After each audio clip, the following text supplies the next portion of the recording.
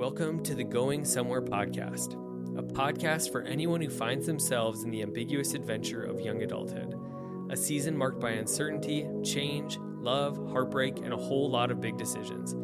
Sit down with me for some real and raw conversations with some incredible people as we dig into what it looks like to be a follower of Jesus in this beautiful yet complicated season of life. If this podcast helps you in any way, please subscribe, leave a review, and share it with friends. Be sure to join the conversation on Instagram by following YoungAdults.Podcast.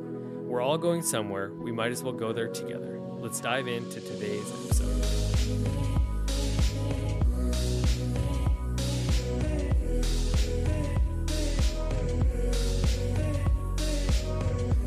Hey everybody, welcome to the Going Somewhere Podcast. This week I am joined by my friend Josiah Kennealy. How's it going, Josiah? Stephen, I'm fired up to be here. Thanks for the invitation. Yeah. I love this podcast. Love everything that you're doing, the idea that young adults are going somewhere. And I love your church, Northview. I think of being in Fargo right now. Pretty special to think of the legacy, the leaders who've gone before us, and just the heart and the vision to reach the next generation. So this is like our wheelhouse for my wife and I. We share this passion and doing well. Awesome. Well, I've been looking forward to having you on, and I do want to have Micah on one of these days too. I know she's with the kiddos right now. I know. You told me, I'm coming through Fargo, let's hang out.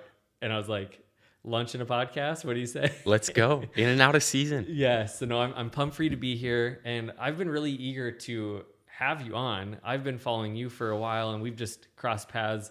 Both, I knew your wife from Bismarck, and then, that connection was, I don't even know how long now, like 12 years, 13 For sure. years. Yep. And then you entered the Chi Alpha world when I was already in the Chi Alpha world. And so it's just been fun to see what God's done through you and Micah. And now you guys are off on a new endeavor. Do you guys, or do you just want to give me kind of an update, the life of Josiah and Micah, where you've been, where you're at now, and where you're headed? Yeah, it's fun to come to North Dakota because that's where my wife Micah's from.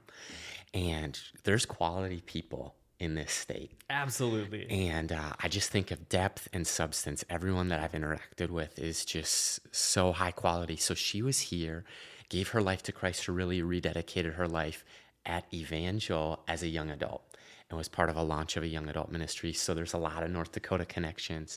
And then I was one state over, never knew her, never had met her, but doing young adult ministry at Cedar Valley Church. Okay. Was there 6 years. And then we got married 5 years ago, 2017. And we spent the first year just not changing anything, but longing to do ministry together. And Chi Alpha for the past 4 years now gave us that opportunity to full-time both be directors of a campus ministry. And for us, like I mentioned, like we believe the faith of the next generation is worth everything. It's worth living for. It's worth dying for. It's worth giving our lives to. And so we're like 14 days in at the time of recording this anyway, to a brand new adventure called Young Adults Today. Yes. And kind of the back journey is 2019, started a podcast like this in our spare time as a hobby to add value to next generation leaders, pastors, boards, churches, passionate Christ followers who want to reach young adults in our world today. And then 2020 came a conference, 2021 came a weekend, and now this is a full-blown 501c3 support-based nonprofit ministry, and we're a few days in, but fired up knowing that this is what God's called us to do. And the heart is really to do two things: to reconcile young adults to Christ, to see souls saved. It's a salvation-seeking ministry for young adults, but also an equipping ministry to local churches, young adult ministries. And so we're figuring out what exactly that'll look like, but we've landed on relationships, rallying points, like events, and then resources, books, blogs, podcasts, whatever's next. Awesome.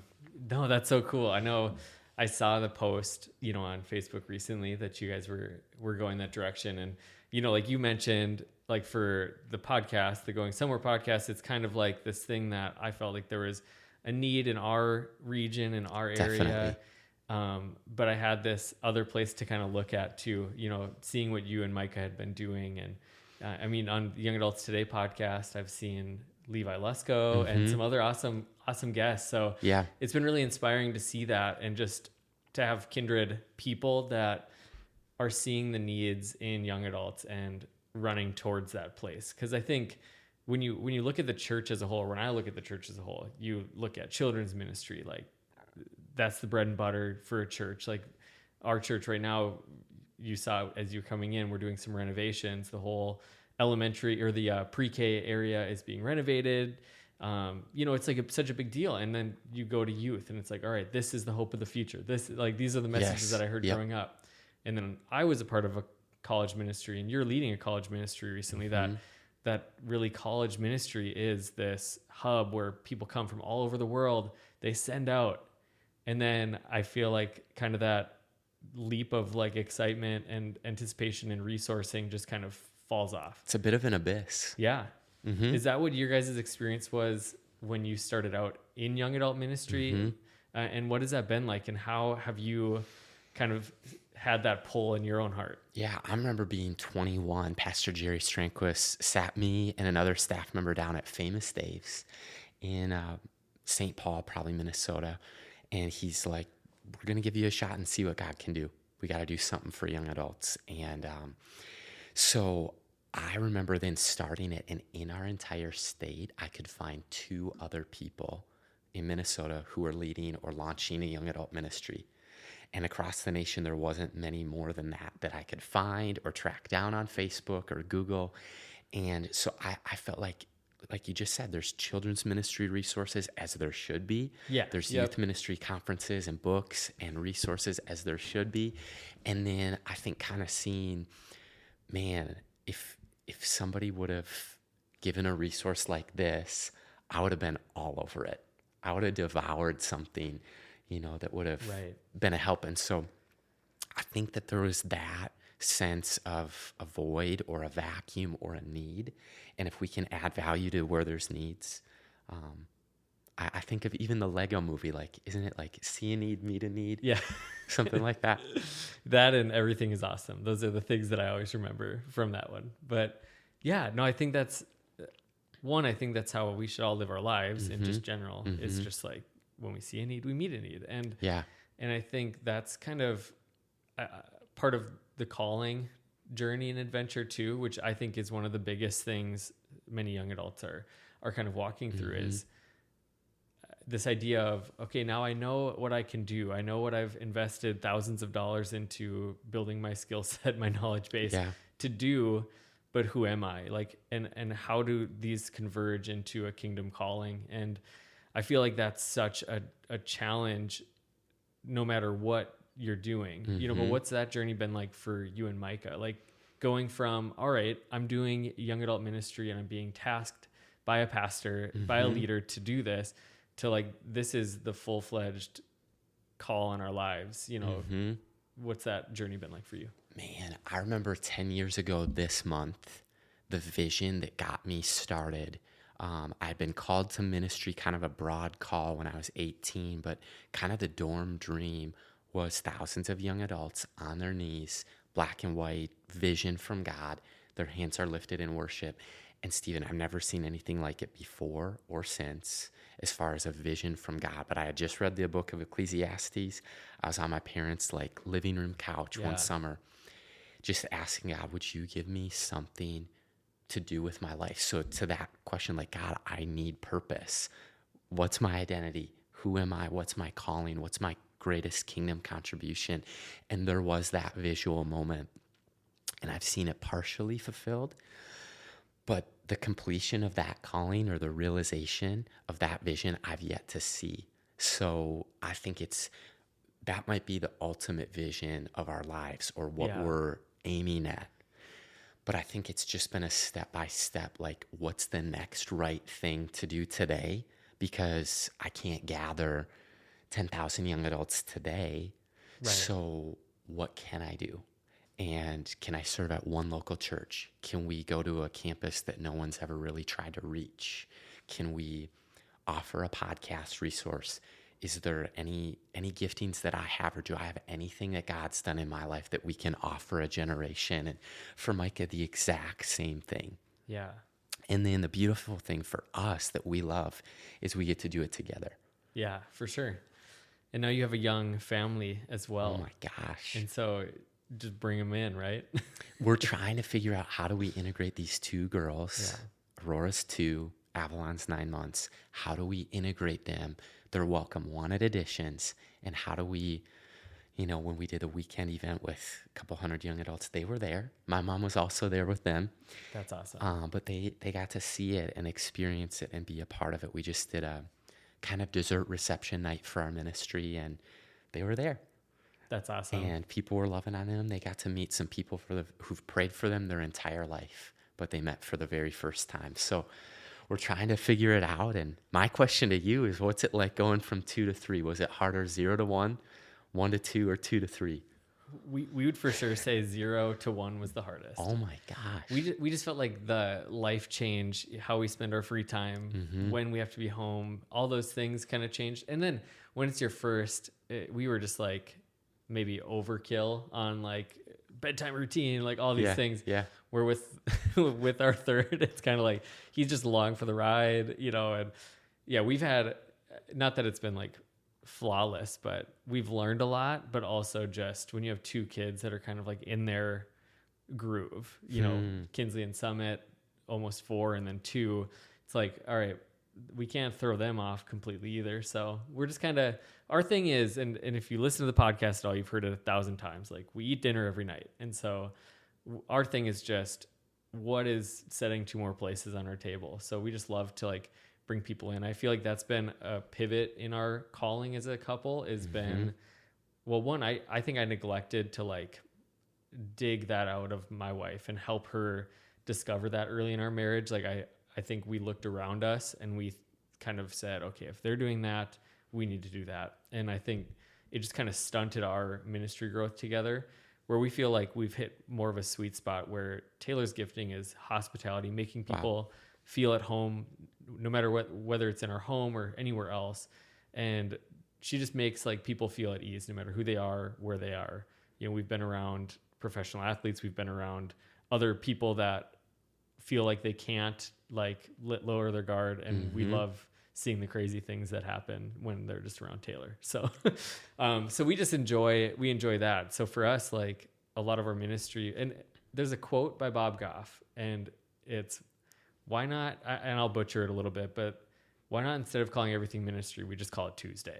Like, instead of labeling everything, what if it's just the overflow of our everyday life? And so that's really like our greatest calling and greatest purpose, is helping equip people to live out their everyday life to the fullest. And, and so for that, for young adults, like we see that as ministry is such like a window, and this, people are watching you. And I've seen so many of my friends that were pastors' kids have struggles. And I'm not saying that our kids will be exempt from that, but I'm trying to be really proactive and intentional about what experiences they're having and what relationship they have with the church and with ministry. And so it's a challenge, but it's fun. It's amazing. Yeah, it's crazy though. Wow.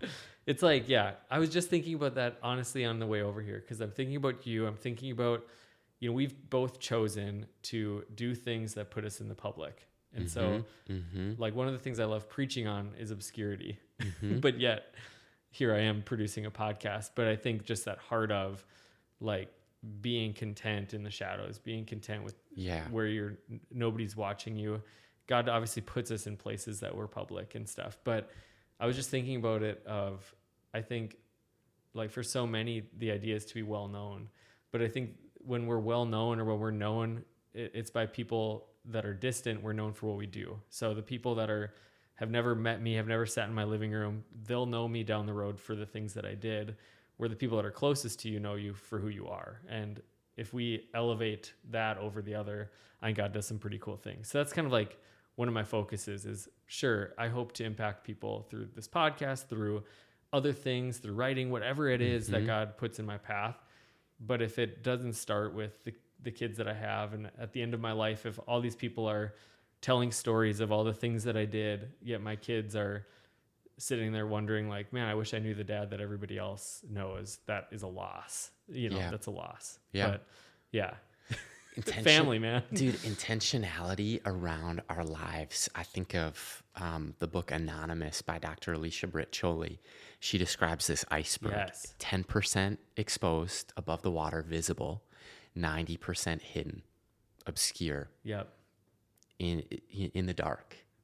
And that's scriptures, at least in the New Testament, show kind of this picture of 10% of Jesus, 33 years. About 3 years, public ministry. Right. 30 years, anonymous, obscure. And that's probably a healthy model for our lives.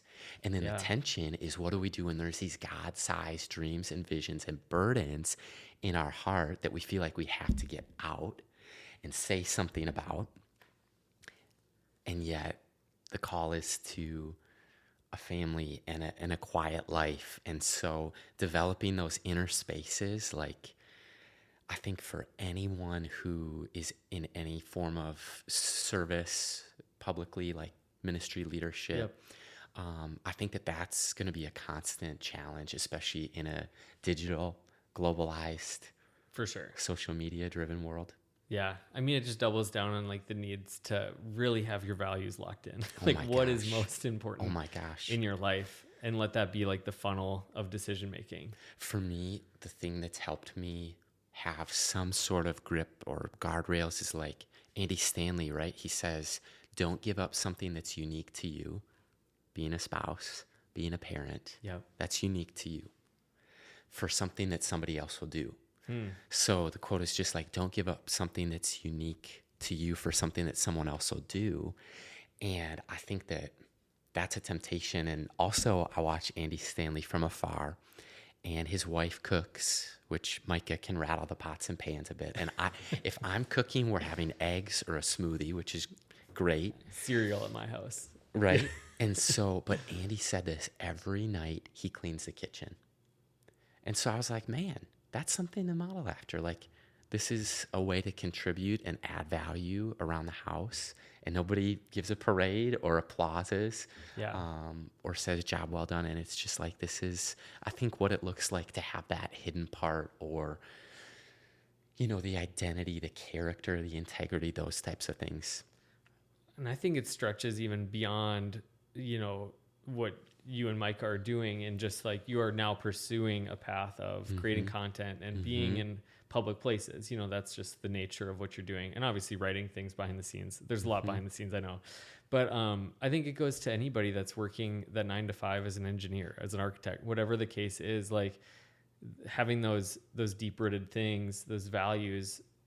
I think I enjoy golf, you know, and when it comes to the like time that I'm allotted in my life, like golf right now is on the back burner. You know, like I'll golf this summer a little bit, and it's something that I do that is relaxing. And I don't think we all have to like just deny everything that we've ever enjoyed. But I think for me, I've just made some decisions, and one of those is like, I want to be present for bedtime as often as I can. I want to be present for dinner. And, you know, I choose to start my work day at a certain time so that I can help with the morning hustle and bustle in my house, you know? And so there's just a few of those things that when it comes to family and marriage that are like the precedents. So then when it comes to like these other things, whether it's dreams or whatever, like I have some sort of a funnel, and it changes over time, and it's not perfect by any means, but yeah, it's a challenge. No kidding. No kidding.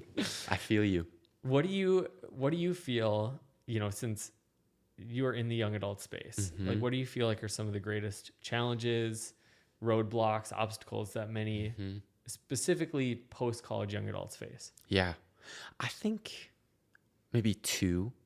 One would be practical, but it's like financial debt. I think of like student loans alone. So not talking credit cards or mortgages or, you know, car payments, stuff like that. Just student loans. $1.75 trillion in the US. And I don't know if that big of a number, like the 9th largest country in economy of scale is Canada, and their GDP annually is $1.75 trillion. So if we say like, oh, well, the government should slash our student loans. They should just forgive it all. That's like saying, let's wipe out all of Canada economically in our country. Right. Amazon is worth $1.32 trillion. So we're saying more than Amazon, bigger than Amazon. That's what we're talking about. Wow. And currently there's about 18.9 million college students in America. But who's impacted by this are actually young adults. It's actually 40 million people who might be single, they might be dating, engaged, married, but they're carrying that backpack of student loans, like the listener. Some of them might be debt-free, but a lot of young adults are crippled by student loans and debt. And so I think that anytime, like the pastor heart in me, it's like if we're going somewhere today, my family, we're headed to Bismarck to see. So we packed and we got our gear together and we're on our way, having a pit stop here for some fun in Fargo, but like we're going somewhere. And so we're planning for that journey. And so if we're on that journey going somewhere and debt is holding us back, that's going to be one of the things that we want to get intense about paying off. And I know you guys have had that journey. We've had that journey with Micah as well when we got married. And so I think that anything we can do that is so easy to get into fast. Yeah. And it's so hard to get out of once you're in it. Right. And so I think that is the one thing that if we can avoid it, or if we're bleeding or feeling overwhelmed or drowning, if we can get the vest or the life raft and kind of climb out some of the Dave Ramsey stuff, Financial Peace University, a small group of accountability, like those things we're passionate about. But broader than that, I think in the young adult space is a time where faith and theology and relationship with God either becomes your own. Like you can't have secondhand faith. Yeah. Like secondhand smoke, like you could be around somebody that's smoking and you walk away smelling like it. Yeah. You could be at a campfire and walk away, your clothes like still the next day, your hoodie or whatever. But I think with faith, what we're seeing is a lot of doubts at minimum, deconversion at maximum, but kind of this inner space of deconstruction. Yeah. And so that's why with our lives, we want to park at the intersection of what does it mean to be a Christ follower as a 20-something in 2022? Like those are the right questions. Yeah. And so adding value, but I think people are really asking, what is good about the gospel? What's evil about our world? Yep. Feels crazy all around us, and yet is there something more? And so I think Ecclesiastes says it, eternity's written on the heart of man. And so are these temporary, finite human experiences right now, but we're created actually as eternal beings living this temporary, earthly human experience. And so those would be some of the things that I think young adults are asking and wanting to know about. That's so good. I know, we were talking beforehand, you wrote a book called Debtless, and I think I came across it after my debt journey. Yep. And I think the thing I was saying when I read it was like, I wish I had this when I was 15, and so one recommendation, if you have a 15-year-old in your life, get them that book. True. But I think there's so many things that even from the standpoint of being in college or just being outside of it, there's so many, practical takeaways from it. And I think it just kind of, one, you said the number, the 1.7 trillion. And I think sometimes the idea of student debt has almost become like this passable thing because everybody's got it. Everybody's dealing with it. Unavoidable, right? Yeah. And one, it isn't unavoidable. And two, if you're in that heap, of a mess, you can get out. And you don't have to do the 10-year plan that they make seem, because then you're paying a lot more. But I know like that's such a big thing, and finances in general. And I had my friend Tom on the podcast, and he just started a podcast called Happy with Money, and it's amazing, really geared towards young adults as well. And I just think there's so many things that we just got to start having the conversation. We got to start calling it what it is, a problem, something that looms large.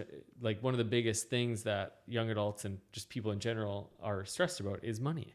Yeah. And so there's this one area of our finances that we've almost just kind of given a free pass to, and it just kind of exists there because like, well, yeah, it had to or it has to, that I think we can be really ruthless on as well. I love it. When financial freedom is like the norm in your life, like, I don't know, I wish there was a percentage of this is much of your mind is freed to the other areas of your life that are meaningful. Mental health, emotional well-being, and then just the ability to go places.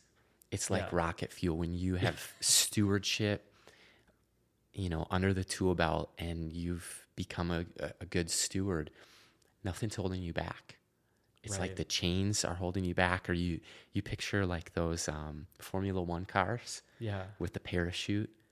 Like it really, it can weigh you down, but like, man, there's such an intensity, such a velocity that you can reach going places when there's not that holding you back. What would you say on that topic? I know you mentioned a few things, and obviously I encourage anybody to read your book, but what is maybe the one place that you would say, this is where you should start? If the person that's listening today is like, I'm on my way to larger than like $20,000 of debt. And that was a heap amount for us. Like, oh man, how are we going to get out of this? But what would your advice be? Man, I'd say like life, I think, is about doing things that the Spirit of God, our future self, our future spouse, generations to come will say thank you for. Yeah. Right? And so with finances, like, especially if you're single, that is an area to get intense with now because, sometimes you see, usually maybe one person goes into a marriage debt-free, the other carries a little bit of debt. Okay, well, that's manageable. But if you start getting, if there's a double burden, it takes twice as long and all those different things. And so I would say like start, if you haven't taken out debt yet, don't. Like apply for scholarships. I barely applied for any scholarships. I didn't apply for a single one, Josiah. Right? And when I was reading your book, that was like the biggest like punch in the face for me. And me too. And I was able to do it debt free, but I just worked really hard. I worked my way out, working a ton of hours. That's one way to do it. Scholarships are another. FAFSA, right? Parents help, but I think grants, scholarships, on-campus jobs, all of those things are really great options. And then living below your means, like just because you made it and it's Friday and this podcast released and you also got paid, it's kind of that thing too where like, well, pay yourself. Right. Invest, save, those types of things. Yeah, for sure. And that's something that I've taught on a little bit is just like, I think once you get that first paycheck, it feels life-changing in the sense of like, oh my goodness, like most people, my journey too was my college paychecks were pretty minor, And so when regardless of what you do, when you transition to like a big boy paycheck, big girl paycheck, it's like, okay. And then you start to think of the other people in your life and what they have. And you start to think of like, oh man, this card is kind of lousy, but it still works, but I should get that new car. And I've been living with 4 guys for way too long. It's time to get my own apartment. And I just think if we can delay that, I think a lot of that's emotional, to be honest. I think a lot of that is like, comparison. I've made it. And then there's that comparison. If you can just delay a year or two and say, okay, I'm going to live the same way relatively. And that doesn't mean you can't splurge and do a trip or, there's give and take, but the overall, if you just live, okay, I'm going to live like that. I'm going to still live with roommates. I'm going to keep this car because it's not dead. I'm going to live in an apartment that maybe it doesn't have all the amenities that the downtown apartments have. Yep. If you even just run the math on those two things, you're talking maybe 15 grand and 20 grand in 1 year. And, right. And I think there's some of those things that when you look at like the big student debt thing, it's like, man, this is impossible. When you break it into some of those like bite-sized things, just lifestyle things, it becomes a lot more like, oh, Okay. It's bite size. And like I heard this and it could go either way. I think it was a meme or infographic that showed like, how do you waste $10,000 in a year? But you could say, how do you save Right. $10,000 in a year? And I think it was like $28 a day. Crazy. Yeah. $10K a year. Yeah, you just think of, I mean, for me, one of the biggest things was, so I've done this with budget and time. You know, when I actually started writing down, and I remember it, I printed my entire bank statement, and then it was the first time I like backfilled in like a budget, and just to see where my money was going.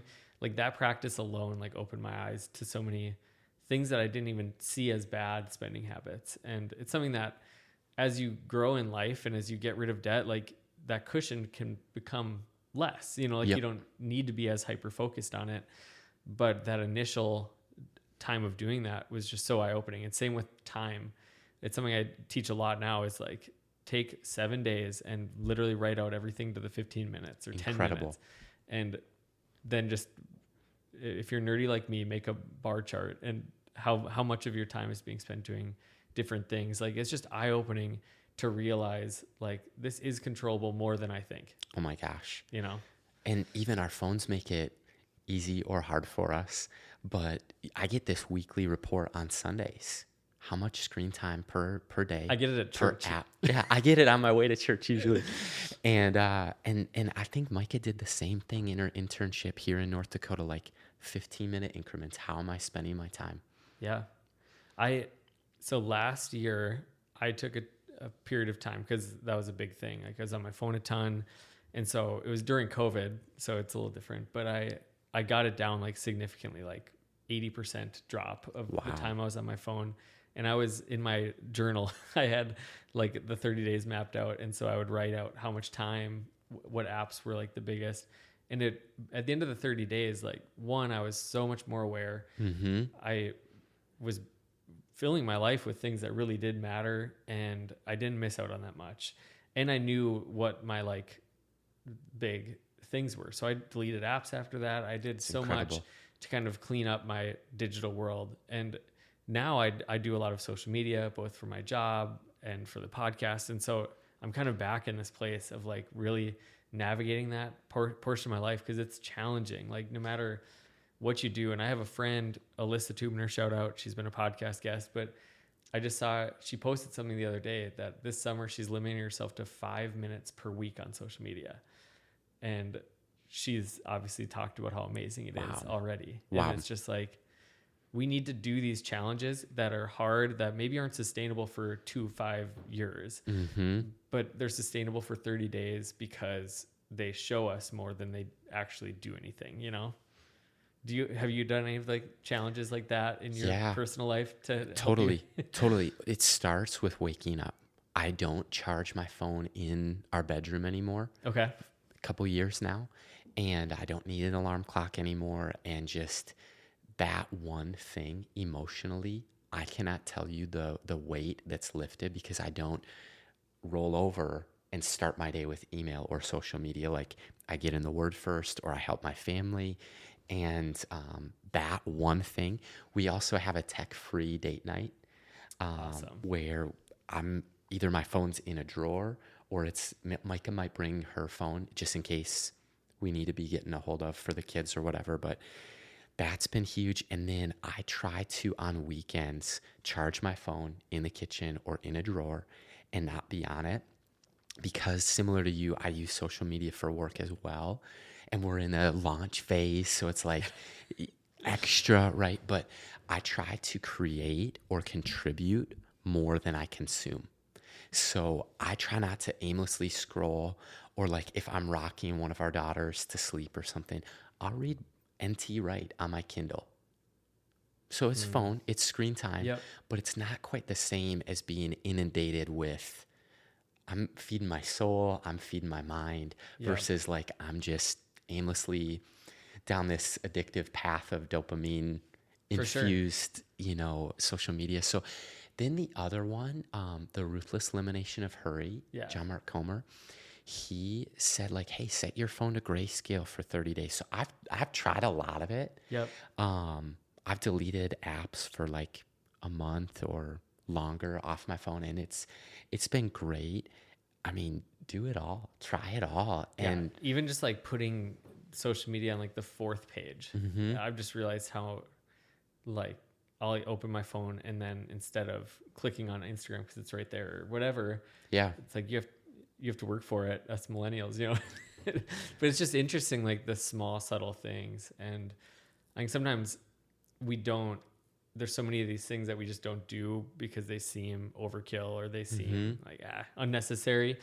But so that's one thing that I've just taken. And there's a guy on YouTube, Matt Diavella. I don't know if you've ever heard of him, but he does just a lot of like self-development and different things like that, but minimalism, but he does a lot of 30-day challenges. And that was kind of one of the people that I was seeing do that.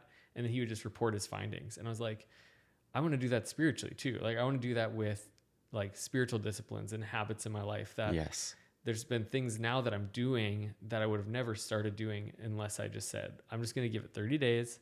And if it is a flop, if it doesn't work, I think that's how a lot of people can really change their prayer life. Like it doesn't have to be like really off the wall things or cold showers for 30 days. Like it can just be spending your first 5 minutes praying, or like you said, having your phone plugged in a different room. I think our phones, we have this false idea that if somebody can't get a hold of me right now, the world is going to explode. Yeah. And it's been those times where I've turned off my phone for a day and I get it back on and there's maybe like 4 texts and they're all just like group text or nothing that's important. Yeah. It's like, man, if somebody really needs you, they'll get you. And just a lot of those like false ideas that we carry. And sometimes for me, it's been like, I'm not as important as I want to think that I am. Wow. And it's humbling, but it brings you back to the proper perspective. And like vulnerability moment for a second, parenting is kind of like a mirror. Yeah. At least for me it is. I would think maybe for you. Like, so our 2-year-old, she'll take my phone and walk around holding it. Yeah. And she'll talk, like she sees me on my phone, maybe actually calling someone. But she's learned that. And so we just came across a book because we allow a little bit of TV in our house too. And so like she loves Mickey Mouse. But we did this thing. It was Clubhouse? Yes, Mickey Mouse Clubhouse. Gang, you know? And so, but there's this book, Molly DeFrank, The Digital Detox for Parents.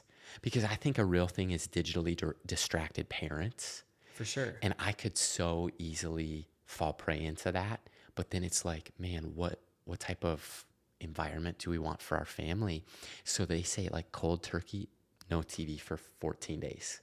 Or 21 days or 30 days. So similar thing, but we've seen a difference in our home, in our family, just by trying an experiment that helps us evaluate intentionality with our relationships with screens. That's so good. And I think, I mean, when we entered this conversation, we didn't have like a pathway. And I think there's one theme too of intentionality, like across the board.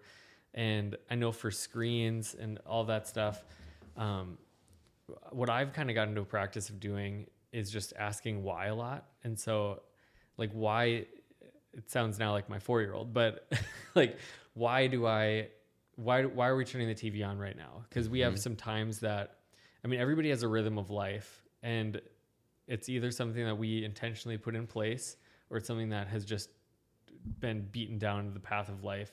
And now it's just the rhythm every day. And so there's just things like that we've just chosen to ask the question why. Like, why do we do the TV after, nap time? Is that because something for them, or is that something for me? Is that something because That's a good question. I'm overwhelmed in my own life and now I'm going to do this for my children? And we are also in the same boat. Like, TV is not like we have TV in our living room, like all those things. But we just try to get really intentional about when we do it and why. Is it because mom and dad are distracted and we just need a break? There's other times where, like, I've worked from home on Tuesdays for the last several months, and I have meetings on Tuesdays. And so I do it then. And it's like, this is the best thing I can do right now. Totally. And so I just think when we at least ask the why questions more, and I had a similar, like your daughter holding her phone, my daughter Kinsley would always say, "Daddy, pocket," whenever I had my phone. "Daddy, pocket, daddy, pocket." And now my son, he'll say, no phone. And so it's crazy. It's amazing how much they crave our attention. Mm-hmm. They pick up on those things. And if we allow it to, it can really change our behavior, and it can really for the better. You know? And that was, I remember when the first time I couldn't really hear what she was saying. And then I figured it out. Daddy pocket. And I was just like, oh, Yep. Crazy. It's accountability, it's conviction, it's all the things. Yeah. Who thought our kids would be accountability partners? Mm-hmm. Man. Well, hey, I always ask one question. Want to ask you as well.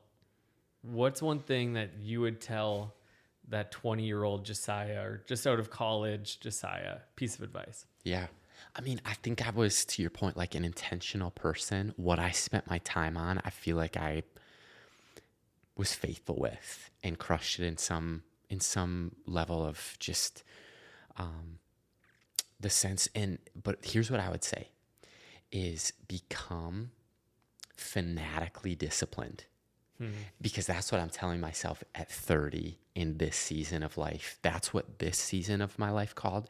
So I think I did what the season of life of 20s called for.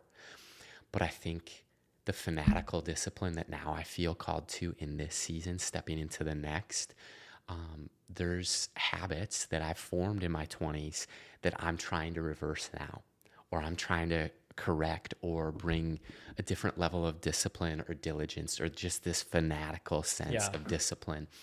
I think it's Craig Rochelle says that your life in the future is going to like two things: the friends you surround yourself with and the disciplines that you have. And so that's been speaking to me a lot. And I wrote this down like real time in my journal. And this is what I said: find the edge of your comfort zone and operate there.